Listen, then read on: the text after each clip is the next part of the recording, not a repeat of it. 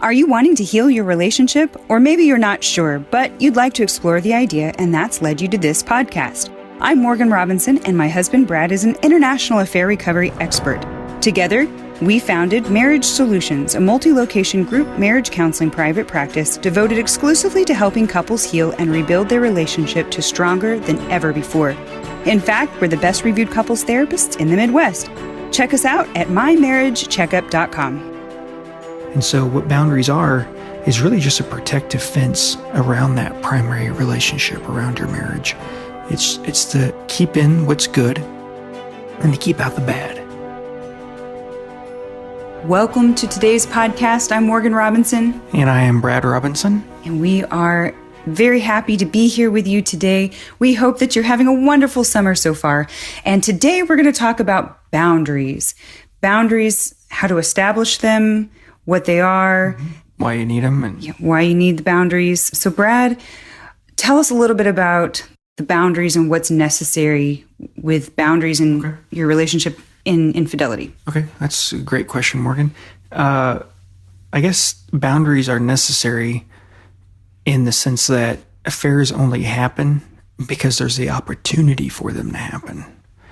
And so sometimes if we have good boundaries in place, there's not really opportunity for the affair to occur.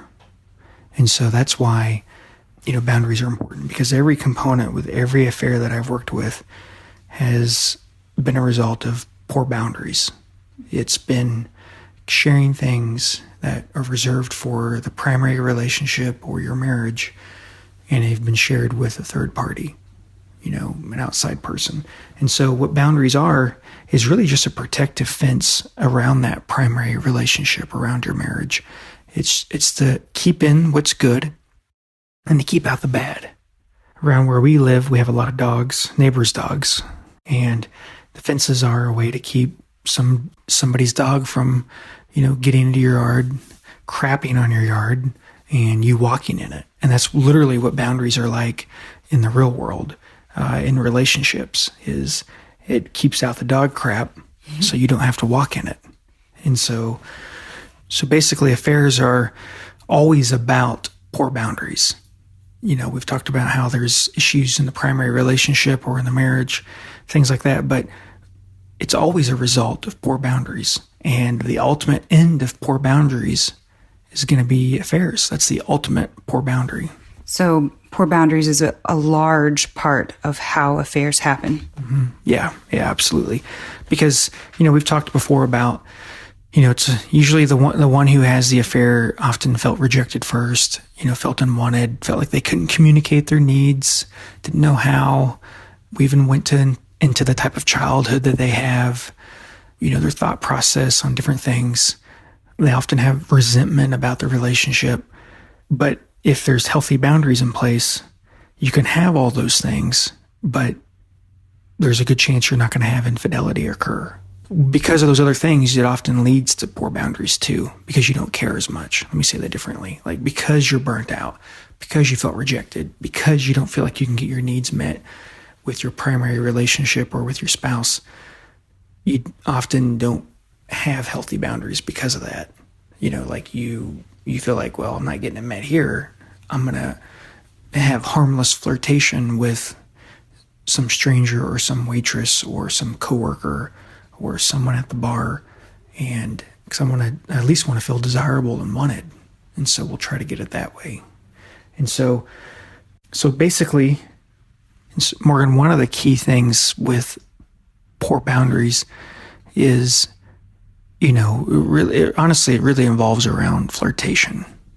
There's nothing wrong with being friendly, kind, or warm, but sometimes when we're too friendly, it can appear like we're being flirtatious. A lingering look, hug, touch, topics of conversation, revealing information about ourselves, all of that can reveal or can communicate, I'm interested in you. I'm not just being friendly with you, but I have a distinct interest in you.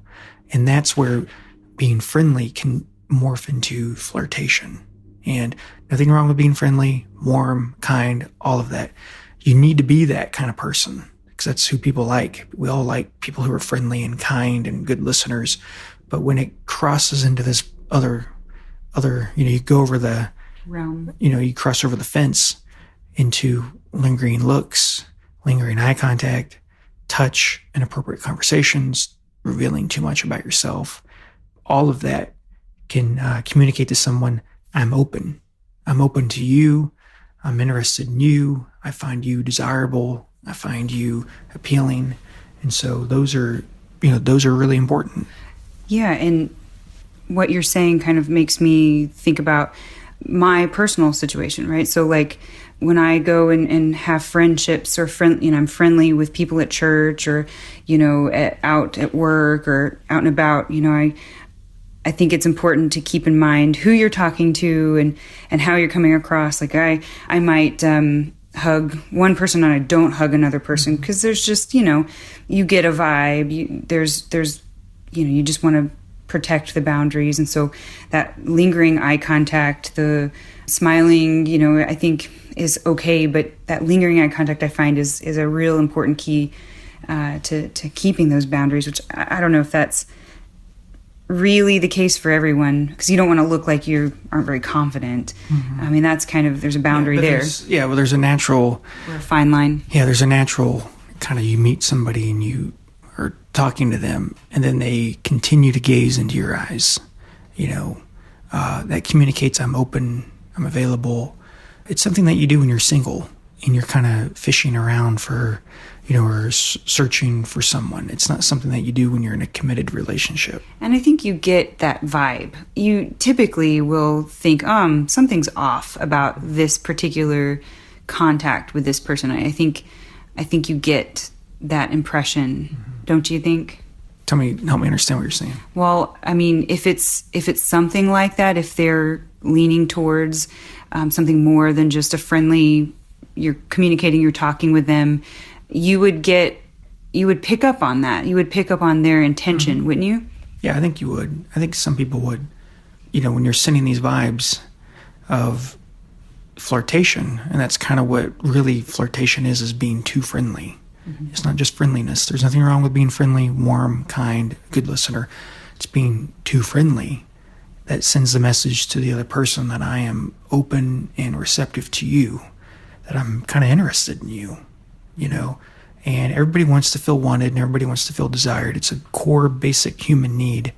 And when we don't feel that in our primary relationship, that's often where we're more susceptible to someone else's advances, their too friendliness, of their flirtation. And I think the things that you talk about, I think would be a real indicator. Like if they start to tell you a bit too much about their relationship or a bit too much of their personal life, I mean, that's probably even more of an indicator than like eye contact. What do you think? Morgan, I think it kind of depends on the situation, but I think all of those things are important because they just send... The key thing is, when you're flirting with somebody or you're too friendly, beyond the point of just being friendly, but you're getting into that line of flirtation, you're really sending the message, I'm open to you. And so all of those, lingering eye contact, the conversation, all of that. The little touches on the shoulder or the arm. Yeah, the hugging, all of that. Even talking about your relationship. Because I can't tell you the number of people I've worked with who had an affair, just talking about how miserable they were in their relationships. Like all of those things, you have to protect your marriage. And all of those things kind of communicate just flirtation. In past episodes, we've said if the person that we're befriending, that we're talking to, knows more about our love life and our relationship than our spouse does, or if you're sharing more about your day with them, your inner world with them than you do your spouse, then that's a good indicator that you're stepping over the line. Wouldn't you say that? Yeah, I think that would be perfect to say that. And so, basically just wanted to talk about boundaries. That's a huge subject. And you'd think, this, I don't know how far we are in this now, but you would think we would have talked about this a lot earlier because it's so important.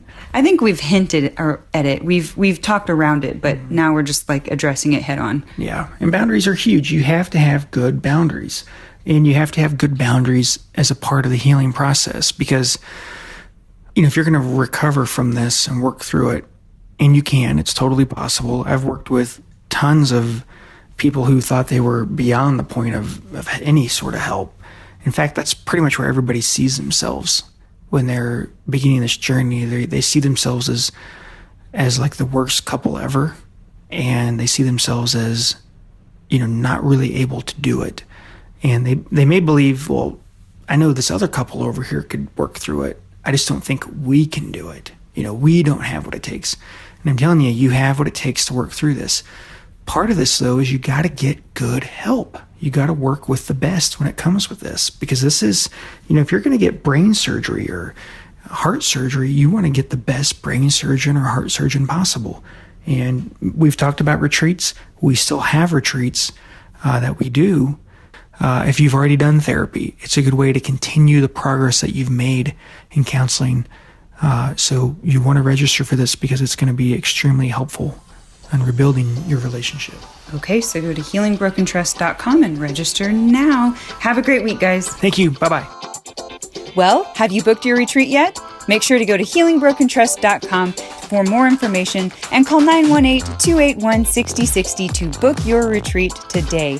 We hope you enjoyed this episode of Healing Broken Trust podcast. As always, this information is for education and entertainment purposes only.